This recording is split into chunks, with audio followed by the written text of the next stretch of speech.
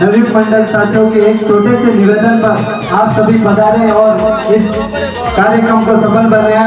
एक शाम मां शक्ति के नाम इस कार्यक्रम को आपने सफल बनाने में हम सभी का सहयोग दिया, इसलिए समस्त ग्रामवासियों को नवयुग मंडल की ओर से हार्दिक शुभकामनाएं। धन्यवाद।